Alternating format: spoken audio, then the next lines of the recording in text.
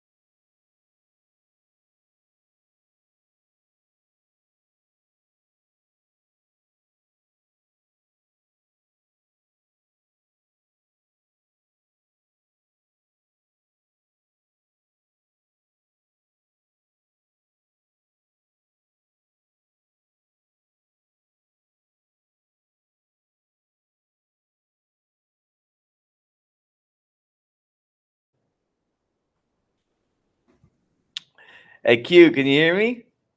I can hear you. Can you hear me? Yeah, I can hear you. How are you doing, man? I'm doing well. I'm doing well. That's awesome. That's awesome. Thanks for coming on the podcast. It's great to have you here once again. Of course. Thanks for having me.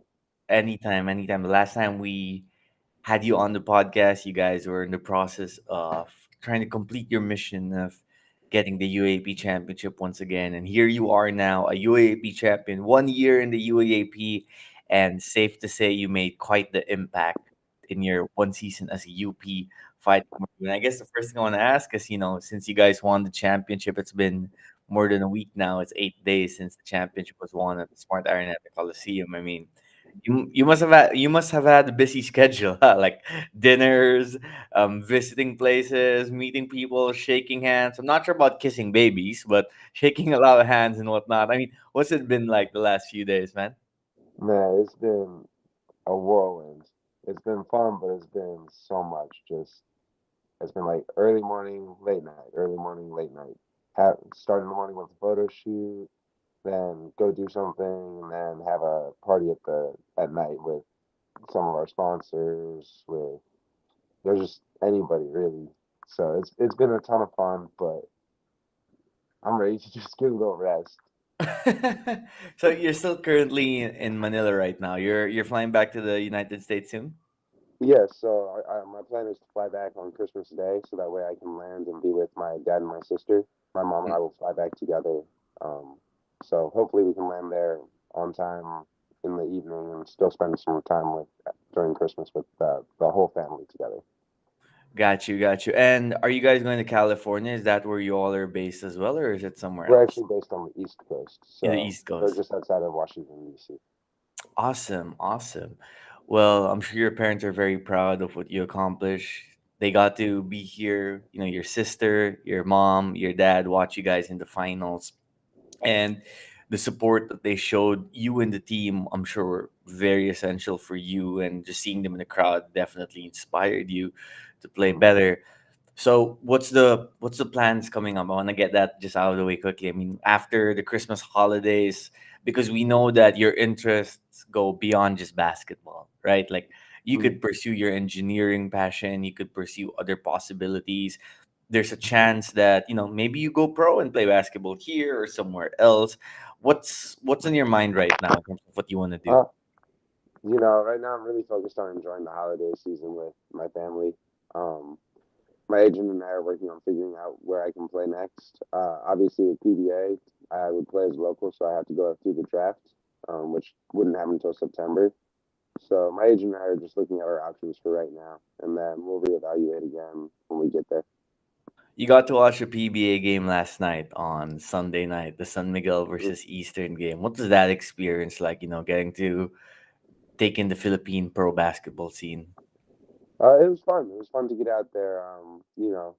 Just I love watching basketball, so being able to kind of just see how the PBA plays was cool.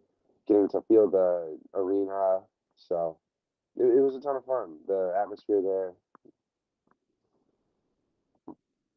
Awesome. Well, that's the kind of competition you'd be facing as a pro if you did play here. And you can see that the talent level, the skill level, it's a challenge. It's going to be an adjustment period in case that's something that you do want to do. There was also a report that came out during the season about you being eligible as a local for Gilas. And since that report came out, people have asked if, you're willing to show your Philippine passport. And, that would also open up opportunities for you in other regards, like maybe getting to play in Japan or, most importantly, getting to play for the national team in international competition. Has there been any headway yet in that regard? I know you've been busy with the finals, but is there any update with that development? I've really just been letting my agent handle a lot of that stuff. For me, I've just been focused on playing. That's my job. It's his job to handle all of the, talking to the people he needs to talk to, asking me for the documents that I need to prepare and send to him so he can get them to those people. So, he does a great job of just getting all the information that I need to know and then really distilling it down to just the essential stuff. And then when it's time to, make a decision on things, he really goes through it with me and we make a decision. But I've really been leaning on him to handle all of that stuff because when you have too many thoughts in your head, it distracts you from playing. Awesome. Awesome. All right. Now let's get to the college basketball part of things. It's rare, based on my experience covering the UAP, for someone to come in not that early like you did because you came in just a few months leading up to the season. You didn't even get to play with the team in the off-season tournaments like Phil Oil or Pinoy Liga. So it's not common for someone to come in a little bit late and just quickly adjust to what a team wanted to do, fit into what the system wanted to do. How were you able to navigate that so seamlessly? In the early stages, obviously you come in and people know you played NCAA basketball. People know that you're a big man. People know that you're going to earn minutes. But at the same time, you're joining a team that, roster wise is deep. There's a lot of depth. So how were you able to kind of just seamlessly transition yourself into fitting the system rather than making the team work around you? Um, you know, I really have to give credit to, the coaching staff at Vandy when I was there, and they really taught me a lot about basketball, just different styles of play, different schools of thought. But playing there, I learned so much about how to play the game. So many because we played so many different styles based on who we were playing. Just it becomes easy once you get to that point with experience. Like, okay, what I need to do on this team is this. What I need to do on that team is that. And just you kind of figure out, okay, this is the team's strength. as a unit, and then how do we get that even better? How do we enhance our strength so that way that's our weapon, right? And then how do we shore up the weaknesses and make sure that they don't hurt us on the other side? So your role for this team ended up being on defense a rim protector, rebounder, on offense screening for your guards, particularly you and JD had a good combination of the ball screen action, crashing for offensive rebounds, and getting the occasional post touches. At what point did you kind of realize what you needed to do to fit into the team? Was it immediate, like the first practice? Did you know even before the first practice by watching film on the team, or was it something that took a few weeks, took some time to really materialize? No, I mean, I definitely had an idea. Obviously, like when you come into a team, it takes a little bit of time just to adjust to each other's play because just the little details of how guys come off the screen or understanding how I'm going to screen for them. Um, Especially that like situation. Screening is such a just the connection between two players and understanding, okay, he's going to set a really good screen. I can wait. I don't have to rush. Or, okay, he's going to come off the screen quick. So I got to make sure I'm ready to either slip or stick my screen right here a little early, just depending upon, what the situation is and having a feel for that. But definitely I had an idea that that was kind of going to be the role coming in.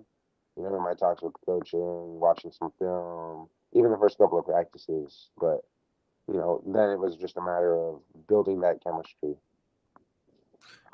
Was there a player or a few players that in the first few practices immediately caught your eye as just being like outstanding players? Like we know that JD obviously is the top guard in the UAAP is a one of one.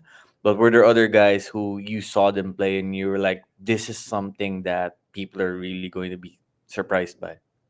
I thought with Harold, especially, obviously JD, but with Harold, the screens and him being able to come off those screens and hit the little pull ups, or me setting a screen for him into a three.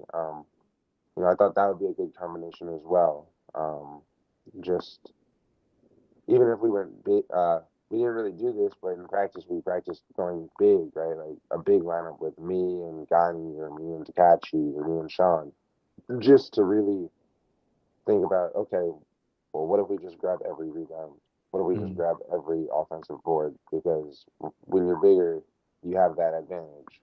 Obviously, you lose a little bit in transition speed, but we thought about that too, and I thought that might have been a potential lineup that would have been good. But really, that's kind of the fun of basketball, right? Like experimenting with who you have. Okay, this is who we have. What can we do that'll throw another team off their game? Did you ever consider taking a few 3 point shots in a few UAP games this season? I'm not sure. Do you have the 3 point shot in your arsenal yet? It's something that I've been working on. It wasn't really something that I was asked to do here. Um, Obviously, I took a couple throughout the season, but that wasn't really what I needed to do to win here, right? So that's kind of it's like a give take, right? Like Mm-mm. this is what I want to try and push my game towards, but this is what the team needs me to do to win. So finding that balance is it's difficult sometimes, but it's good. But as a pro, you feel like that's an area of your game you want to add on to take Absolutely. your yeah. Absolutely. I think it'll just expand kind of the area and how I can play will it'll give me more freedom with my play. If a guy has to play a little differently, thinking, oh, he might shoot a three, right? And I'm tall enough where you have to commit, right? You have to Mm-mm. commit to contesting the three, or you're not going to get there in time. Or even to like attack closeouts. All it take is like 2 steps for you to get to the paint, essentially. Exactly. Like like Jokic, right? Like you have to respect his three. He's shooting oh, like 50 he's something shooting percent. north of 50% for a long time. I think he's still right around there from the three, but like you can't not close out really fast, really hard to him. You have to go, and Mm-mm. when you do that, he just dribbles right past you. Speaking of big men who can shoot threes, you mentioned last time you're a Spurs fan, and that guy Victor Wembanyama right now is just Oh, racking up the stats and the crazy games. Have you been following the Spurs and Wemby so far the last few weeks? definitely a little bit. Definitely a little bit. It's hard with just the everything going on, focusing on the championship, the time zone, trying to make sure I get enough rest, right? But yeah, he's amazing. He's gonna. My thing for him is just stay healthy. Right? Like, I just want to make sure. I just please stay healthy because that's the thing with bigs. Like once you get one injury, it seems like it's always a nagging injury. Absolutely. Absolutely. Now, you were also someone who quickly embraced not just being a UP varsity athlete, but also a UP student. We even saw it after the championship how you have this iconic photo. I think it was at UP Manila, the university where your Lolo was a teacher and some a place he was very passionate about. And we know the story about how he was an instrumental piece about you coming to University of the Philippines. But other than those aspects, did you make voluntary efforts during the season to learn about the history of UP or kind of indulge yourself in what being a UP student meant? What were some of the things that you did to embrace that part of the UP culture? Yeah, definitely. So I actually have a lot of family who are UP. But throughout the season, we would have family meals together, and they would say, "Hey, have you done this yet on campus? Have you gone to that place yet?"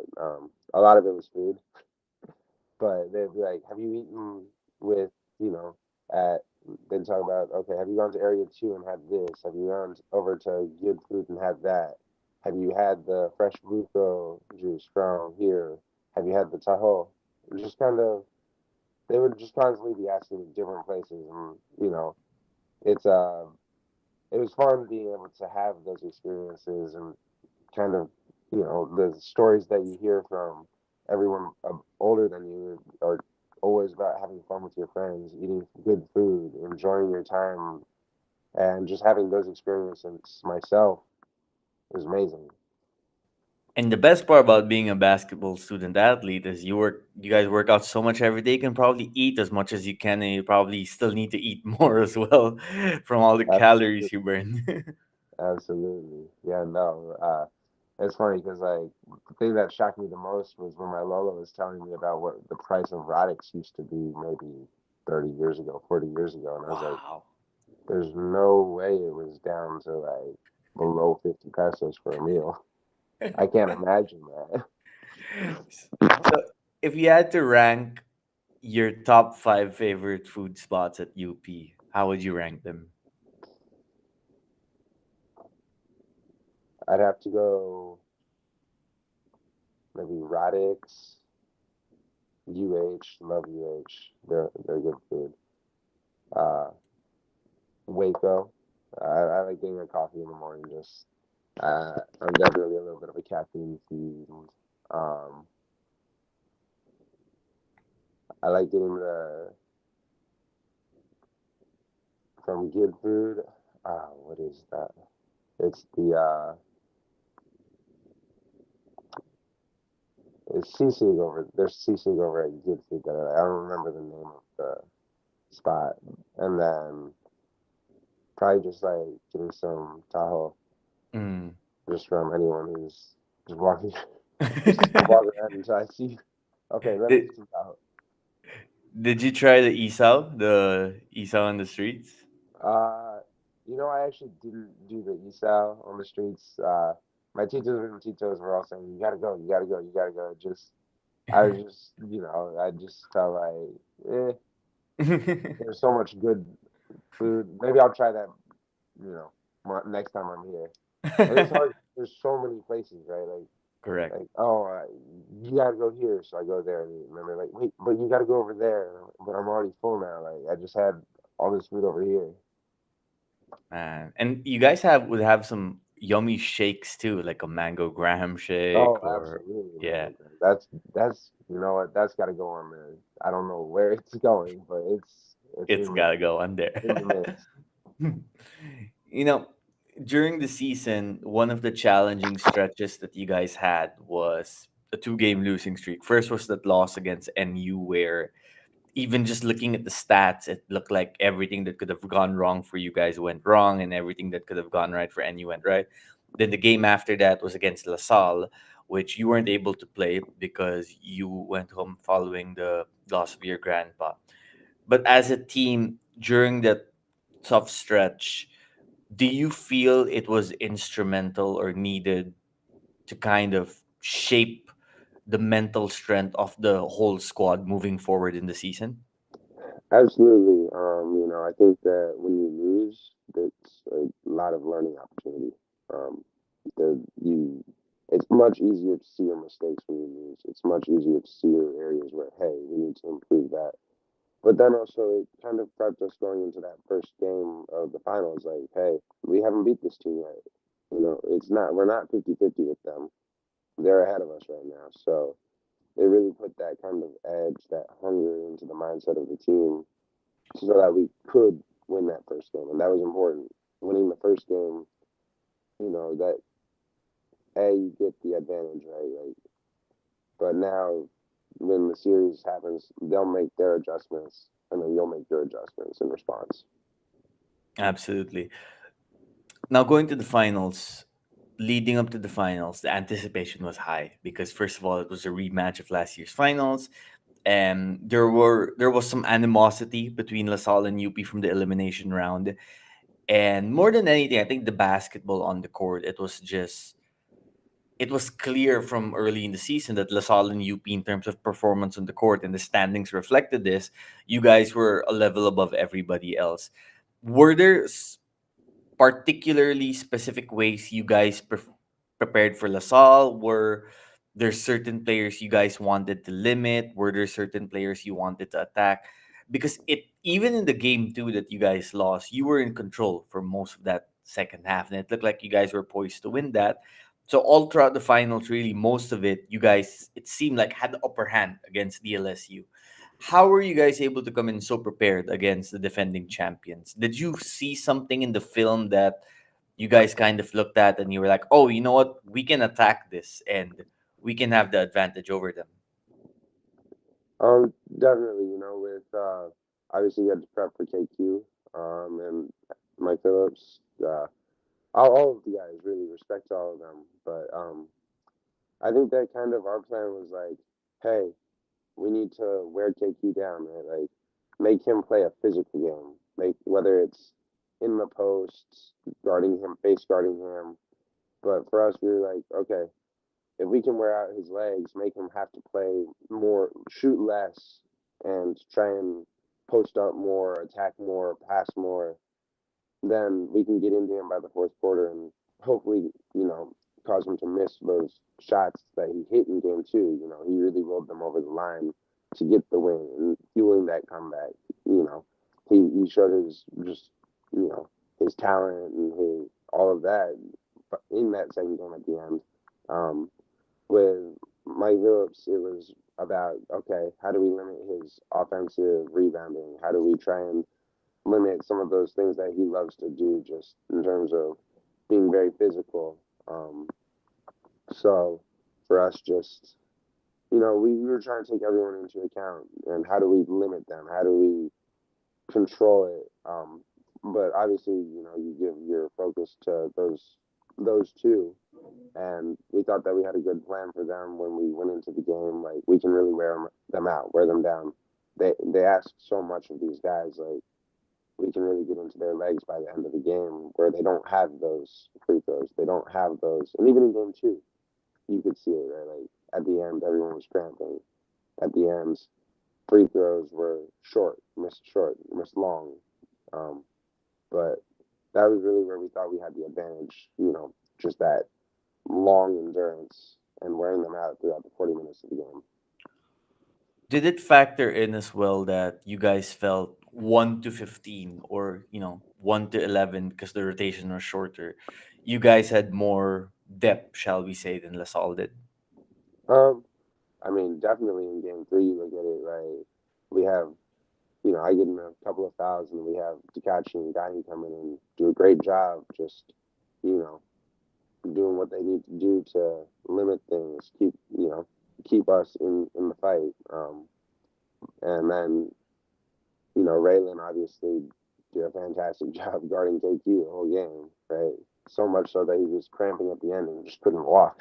He Mm-mm. couldn't even walk out onto the floor to enjoy the celebration. He was sitting over there on the sideline just crying like, I want to go out there. I want to go celebrate, but if I stand up, I'm going to cramp up. Right, right. Man, that was the ultimate sacrifice too. And given I feel the criticism he got leading up to game 3, I'm sure that was a validating and justifying moment for him and what he Mhm. had been through. I There is something I'm very curious about.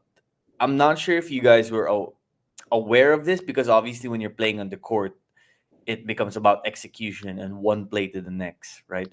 But for Mhm. a huge stretch there in the fourth quarter, Kevin Kimba was on the bench from I think 5 minutes 31 seconds to 1 minute 18 Mhm. seconds, and one of the reasons why, well, two reasons why he was unable to get on the court. One was because there were no game stoppages, and then FIBA rules you need particular game stoppages to get Mhm. substitutions in.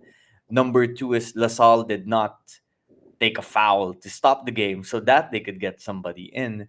So, first question there is, were you guys surprised or aware that during a very important stretch, Kimba was not on the court? And number two, if you guys were aware of it, was there an effort to made from your team, because it was a goal to limit KQ, to make sure the game wouldn't stop so that the clock would keep melting?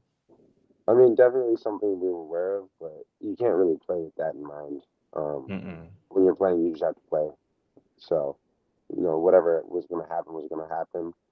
We were trying our best to play clean, slow down the game too there. So, like, time and score, it was more time and score than necessarily about KQ in that situation. We wanted longer possessions. We wanted to get stops on defense. So for us, it was about, using up some of that clock because we felt we had a slight advantage there, and we wanted to use our execution in the half court, try and burn more of that time to get us a little closer instead of trying to get into a shootout with them too early because we knew like KQ would come in and then now they got someone out there who can hit 3, 4 in a row, 5, 6 even if you let them. Correct, correct. How do you do that as an athlete and as a competitor in terms of being able to live with the results? Because when you're a student athlete like you guys are, it's almost like sometimes your whole life can revolve around winning and performing on the court, right? No, some people aren't affected by the pressure, but some are. Some people try not to think too much of the results and try to just focus on the process. So, as someone who is very reflective, such as yourself, how are you able to shut off the part of your mind that says we gotta win at all costs, and lean more towards the perspective of we're just going to do the best we can, do what we're supposed to do, follow the game plan, and be willing to live with the results no matter what? How do you do that? I mean, I think that just comes with knowing you did everything you could, right? Um, when you leave everything you have on the floor, sometimes you don't get the result you want. Sometimes it ends in a loss. But when you leave everything out there, you can sit back and say, I did my best. There was nothing else I had to give. There was nothing else I could have done. There's no regret. Um, when it's, you never want to look back and say, maybe I could have done this. Maybe I could have done that. That's, a recipe for just, just train of negative thought that's just really bad. Like, you look back on it and you're like, it really sucks, but I did everything I could, and I'm proud that I got as far as I did. Um, so as obviously as a competitor, like you want to win no matter what, but as a competitor, you also respect the work that went into it, right? You have to respect the work that it took to get to the championship. You have to respect the work that the other team put in, and they worked just as hard, right? No one gets to a championship by accident. It's hard work, a little bit of luck. skill, all combines, and that I think it's that luck piece, right? Like that's the part that makes it sting a little less, right? Obviously, like you can be a little less talented or you can be a little shorter, but that's made up for with hard work. But that luck piece is where that's I think the deciding factor in how you don't get into that negative train of thought with losing in a big moment as a competitor. Absolutely. Very well said. There's one guy who, as a competitor, also always leaves he's everything out in the court, and that guy's name is Michael Phillips. You got to match up with him 4 times this season. What's it like going up against Mike, who came in second in the MVP race, leaves his, like we mentioned, leaves his heart out on the floor for LaSalle? Did you guys ever get to converse with each other, or was it really just about the competition on the court? And what was it like to guard him and try to score against him? I mean, definitely on the court a little bit. We chatted. You always do as a player, right? Like you get a little bit at the free throw line when you're standing next to each other. You say something, and then they'll respond down the line. But you know, just like you can see how much he wants to win, how much heart he plays with. So for me, just like there's just a lot of respect for a guy who's willing to put everything out there and live with the results. Mm-mm. Absolutely, absolutely. All right, we'll get to some questions here from people. From Pedro Yap, he wants to know what's something new you learned or developed in your game under Coach Goldwyn and his staff.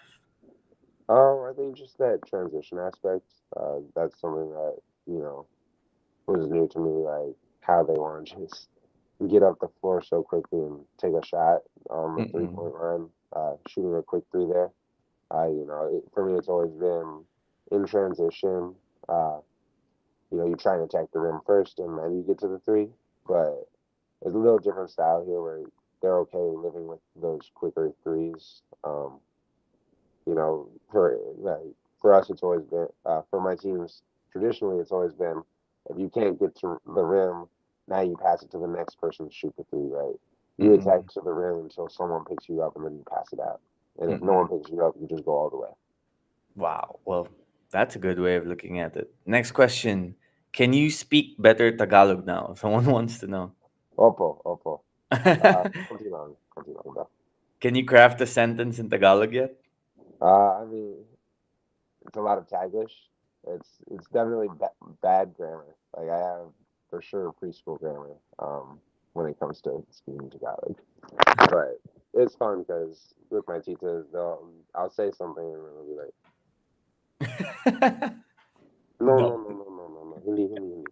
Say it this way, and then they'll say it and they'll be like, you threw in a bunch of words I don't know. Did your teammates, because obviously your teammates know how to speak Tagalog, a lot of them have lived in the Philippines their whole lives. Did they ever try to like teach you Tagalog words or sentences? And sometimes, when your teammates, your bros want to teach you stuff, they try to like, joke around and Every time make they tried yeah. to, I knew they weren't teaching me something good to say. They're like, "Oh, you should tell them this," and I'm like, then they say it, and then they're all giggling, and I'm like, "Yeah, you didn't tell me something I should be saying over here." Did you at least one time ever like say the word they ask you to say or say the sentence they ask you to say? One or two times I would, but they all they were on the floor rolling laughing. I was like, "Yep, that that sounds about right. That was not what you're telling me." So from all the guys, who was the most playful one who would always try to crack up jokes?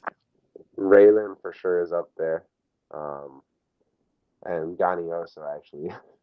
Raylan Gani and too. Gani, those are the two. Like they like to crack jokes. They like to mess around. They like to mess with you as a person. Like, hey, I think you should go over to that one right there, over there, and let them know. And then they'll say something in Tagalog.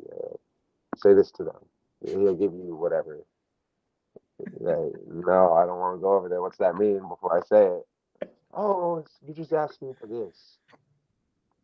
So you go over to one of the guys. You say it, and then they start chuckling. And you look back, and those two are just dying laughing. I can totally imagine it. That's so funny. But you know what, though, and I'm sure you realize this too. For a lot of the guys here, that's almost like their way of bonding with you, right? Like, did you feel that was their way of connecting with you somehow? Absolutely, absolutely. Yeah, just like even at the end, like just talking like how much to they were asking like how much Tagalog have you learned? How much of our conversation are you understanding? Right, like, Mm-mm. and then they start slowing it down just to see like, okay, what's he picking up? Can he insert something? And then they start speeding up, and then at some point you lose it, right? Like because my ear hasn't been listening to Tagalog, but for so long, like I can understand until they get to a certain speed. And once they start talking really fast, it's like that the glass eyes, the face just is like, I'm What? gone now. I'm confused. Please, someone slow down, re-explain. I need some more context. Well, did you ever try to repay the favor and use like really deep English or try to joke with them It's yourself? hard. They understand most of it. They understand most of it. Even when the guys like you have to go into some really crazy slang, like some very specific regional slang to be able to mess with them back, because otherwise they get it. Absolutely. Now, over the last few years, we've seen, like yourself, a growing collection of Filipino American or Filipino foreign standouts over the years, in part helped by Philam Nation Select, one of the groups that help guys like you and Jacob Ayla get here too. So, over the last few months, have you looked towards connecting with the Phil Foreign guys also in the Philippines aside from your teammates? Absolutely. I think that the Phil Foreign, Phil Am community is very strong here. Like once they recognize that, oh, hey, you're here, they bring you in, right? Like they take you under their wing. You know, you'll go out to a meal with one, and then the next thing you know, three more have driven over just to say hello, right? So Mm-mm. my cousin was dating someone in the PBA, and they're Phil Am. So we went out to eat a couple of times, and we're just eating there, and the next thing you know, a couple guys walk past like, hey, oh, what's up? And it's just like there's just a really family feel where they take care of each other and want to take care of each other. But I think that's really the Filipino way. I don't think that's about Phil Am. I think that's just the Filipino way, taking care of those around you, taking care of your family, those you recognize as family, because everyone's family is huge. You also had that night in Shangri-La, the Thanksgiving night, right? With your Philam teammates. Was that something you guys decided to do on your own, or was that something where they invited you guys? What was that about? So we had dinner at Tabla right in the QC there actually. So that was something that Chico Briones' mom actually organized for us. It was something she wanted to do, and she reached out to everyone on the team like, "Hey, is this something you're interested in?" All the Philams, right? Even Mm-mm.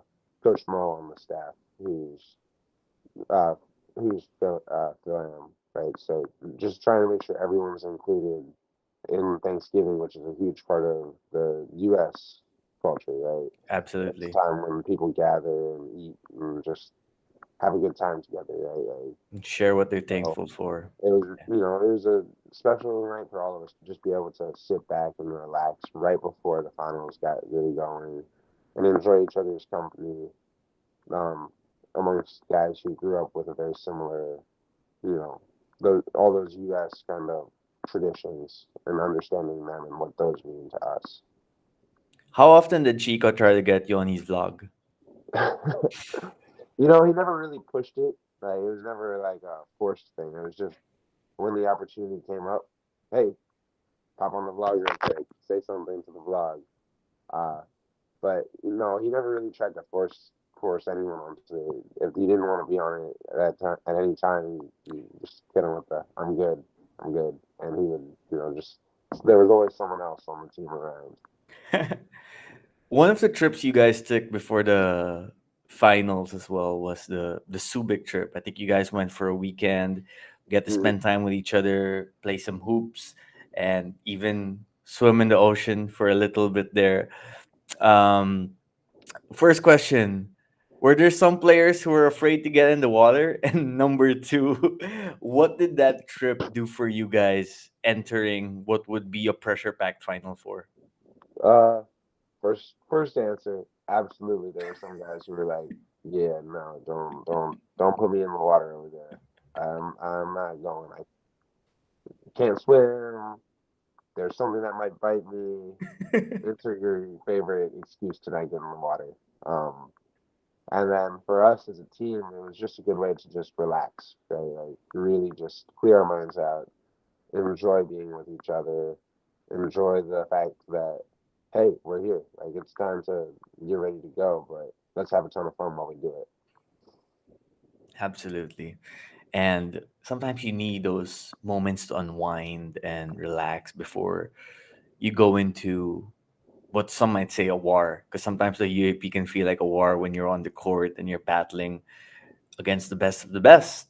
All right, we'll get to some other questions here. Has anyone from SBP reached out to you yet for a chance to train or play with Gilas or not yet? I've had some connections.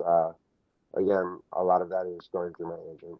Um, I let him handle that because for me, that's not my specialty. That's his whole job, right? His whole Mm-mm. job is to manage all these things, these documents, the connections, and navigate that for on my behalf.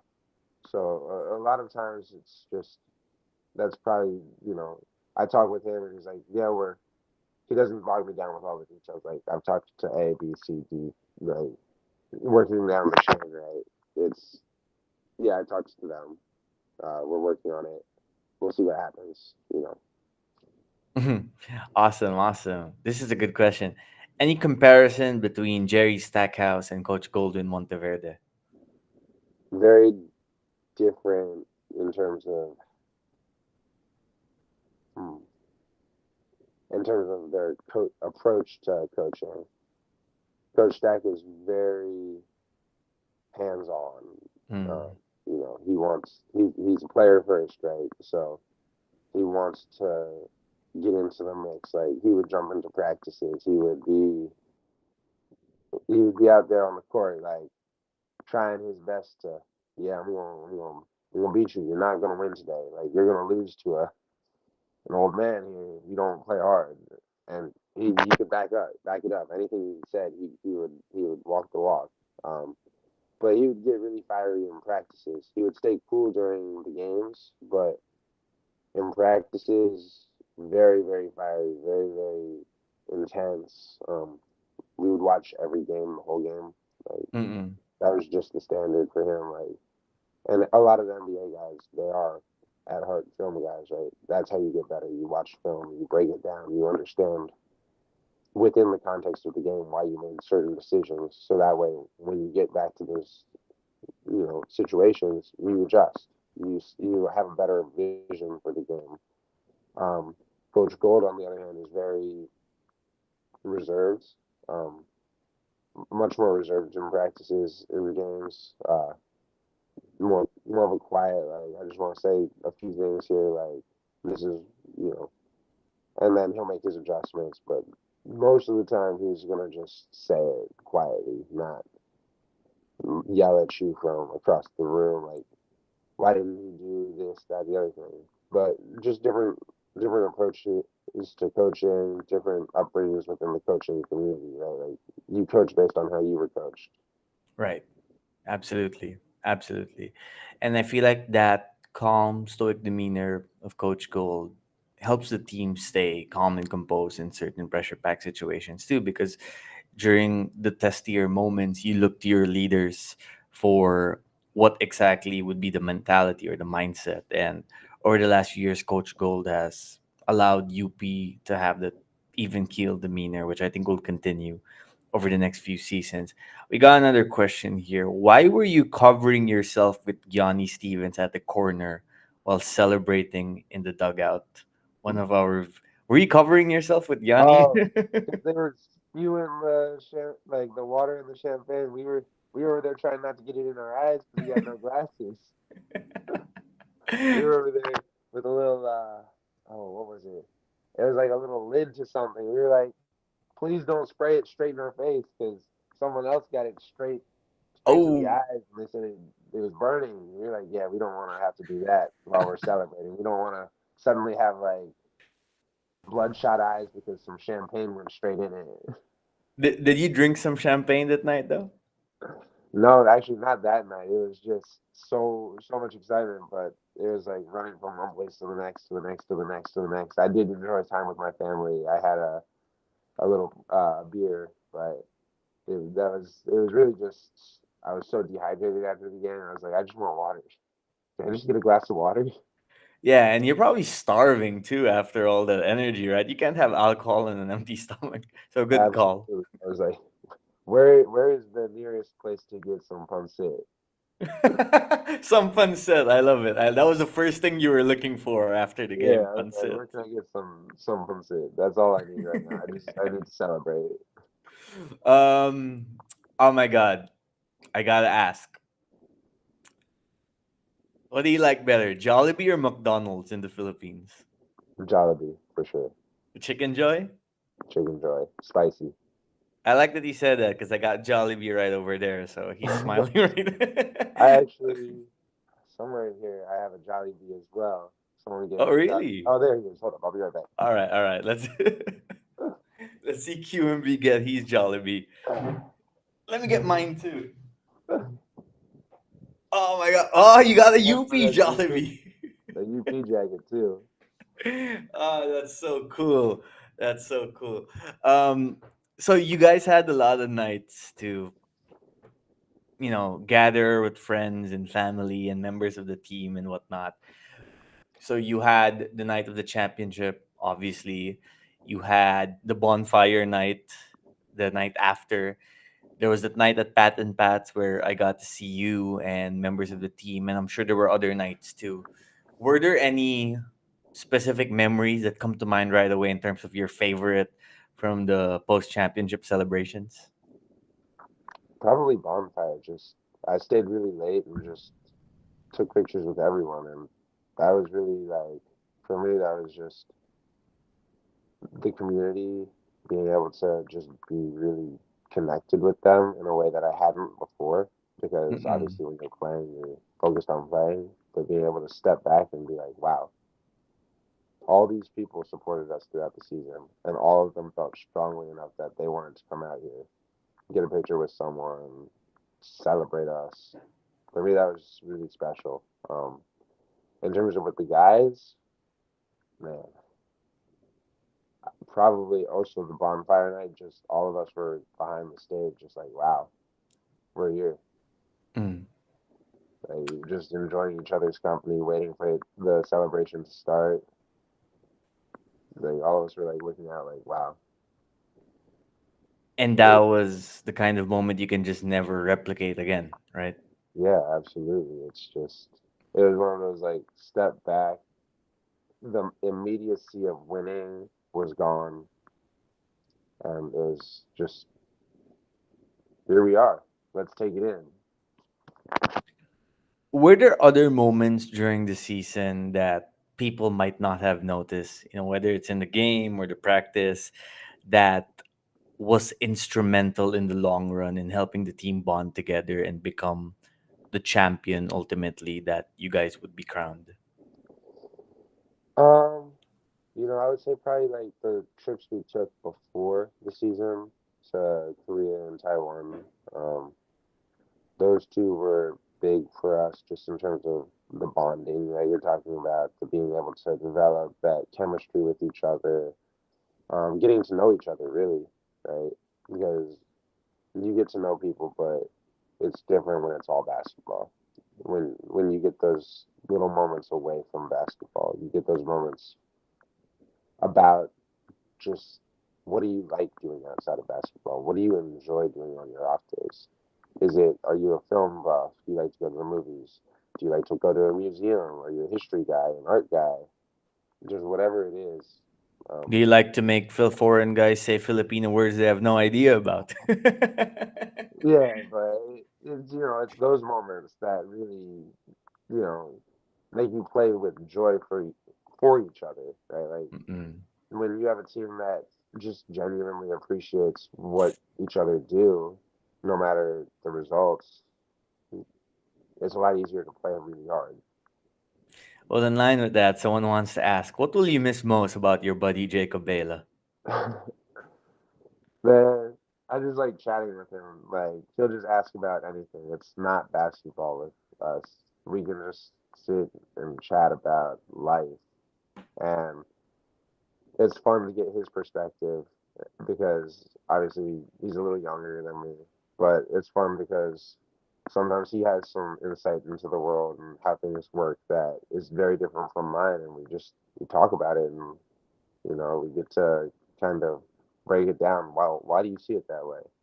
And I get to hear from him, and then he'll ask me like, well, "Why do you see it this way?" And I'll Mm. explain, "Oh, well, I see it this way because of these experiences, right?" And he'll be like, "Well, I have these experiences that would say differently." Absolutely. And I'm not sure if people know this, but Jacob, low key a romantic as well. I don't think people know that about him, but Jacob's a low key romantic. Low key, low key. Low key, low key.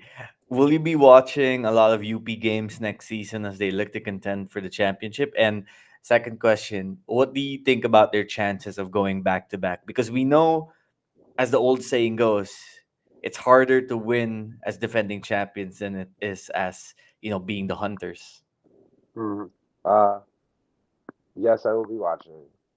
Uh, and I do like their chances. I like their chances a lot. Obviously, it'll take a lot of work. It's not easy, but I think maybe from having one lost one, they're more primed to create that dynasty situation, hopefully. So Mm-mm. I do like their odds, though. I like their odds. I like who they have coming in. I like the guys who are here. So we'll see what happens. Who are five UAAP players, can be from UP or another team, that you feel are on the rise as becoming the next stars of the league? Like, who are the young guys who you think are on the way up to becoming like big time standouts in college basketball, Mhm. based Mhm. on your experience going up against them this season? I think That's you'd put hard. VJ Pre. Would you put VJ Pre there? Yeah, I'd say definitely for sure. I like Jacob Byler. I like Of where he's course. developing. We'll see what happens with him. Uh, I think MB has another year. He'll be good. He's already very good, but I think that he'll take another step up next year, like into Mm-mm. that true. I'm the leader of this team, and I think it'll be interesting to see how his energy and that he plays with, how that translates down into the team with Mm-mm. his younger guys, right? Because obviously, like your leaders, you kind of influence and shape how you play, right? How your young guys play. So I'll be interested in seeing how that happens. Um, I like Noy, who's coming into UP. He was on the B team this year. He played a year before, but I like what he's gonna do at UP. Just his ability to pass and shoot. Um, Seven, the guy said he was hurt this year. I really like him. Like now that he's actually started back to building up, like I can see it. Right? Like him and Noy would be a dangerous combination if they're both on the floor next year together. Um, because both of them can pass, both of them can shoot, both of them can bring different things to the team. But yeah, I mean, there's a lot of young guys, and it's hard to say who's gonna be big. It's hard to say with so many good, talented guys. And like I don't Absolutely. know the B teams. Like I don't know who's coming up from the other teams, like who they have coming in. Got you. All right. Well, we'll end with this cue. Your journey to become a UP Fighting Maroon started with words of wisdom from your Lolo, who had his own golden years and experiences being with the University of the Philippines. For the longest time, you heard about UP, you visualized it in your head. You imagined what it would be like to wear the jersey of the Fighting Maroons. When that dr- dream, shall we say, became closer to reality, you started envisioning what would it be like to hold the championship up with University of the Philippines. You helped make that happen. It was a team effort, and you were a large part in making that happen. And ultimately, what started with words of wisdom from your Lolo, you know, it would have been great, of course, if he got to see you win the championship live. But ultimately, you still got to hold that trophy up in the in the institution that he loved to be in. Hold it up in the sky, and I'm sure somewhere up there he was looking down at you with absolute pride. So if you could share the words and sentiments going on inside you as you're speaking to your Lolo, I think that would be a great way to close out the podcast. What was going through your heart and mind? Because we know that you like to stay even keeled, but I'm sure even you had some sentiments inside, right? Definitely. When I was over at TGH, it was a really emotional day for me and my whole family, really, just seeing where he studied, where he really like had his formative years of medicine. Um, but in that moment, it was uh, for me. It was I did it. I know you're proud of me, not because of the basketball, but because of who I am as a person, who I've become. Um, but I'm just glad that I got to create a legacy in a place that you loved so much and continue yours. So it was really nice. It was great to be there. That is wonderful. Thank you so much for sharing that, Q. Really appreciate it. And also, it was just 1 year, but your 1 year in the UAP felt like a lifetime to some degree. The impact that you made, not just as a basketball player, not just as a student athlete, but as a human being. I think many people who really appreciate that will remember it for a very long time. I will always remember and appreciate it. I'm so thankful you came on the podcast twice this season. And for the rest of your career, for the rest of your life, I wish you nothing but the best, more power. And I will be crossing my fingers that one day, soon enough, you will be wearing blue instead of maroon. And I say blue because I mean the Philippine men's national team jersey, which, if you ask me, should be a matter of when and not if. It will be an honor to see you wear the Philippines jersey, Q. Thank you so much for having me. Merry Christmas and happy holidays to everyone, and have a happy New Year as well. Merry Christmas, Q. Godspeed, more power, and regards to your family. Your parents are awesome. I hope you guys have an awesome holiday season together. Thank you, champ. Thank you so much. All right, everybody, what an amazing, amazing episode with Quentin Millora-Brown. Thanks to those who watched the podcast live, even if it's early on a holiday morning. And for those who didn't get to watch it live, no problem. The replay will be up at any time. You can watch it on playback, YouTube, Facebook, or soon enough, Spotify. And let me have my moment here now because this is the last podcast episode of 2024. Unless something comes up, never say never. Never say never.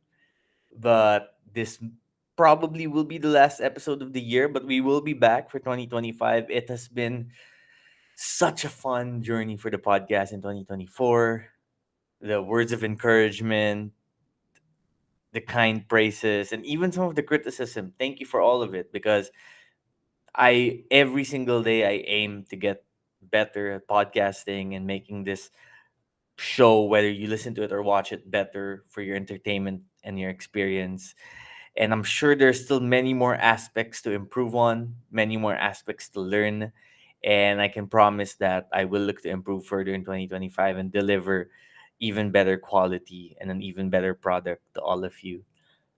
The UAAP action on the court might be done, but trust me when I say college basketball never ends. There's going to be the off season, recruitment, commitments, transfers, standouts deciding to go pro or staying in college, and it really is all because of the passion of you guys, the fans, you guys and girls, mothers and fathers, sisters and brothers, kids and adults. Your love for the game, your love for the UAAP, your love for the NCAA, your love for college basketball, your love for impeccable stories, your love for the game.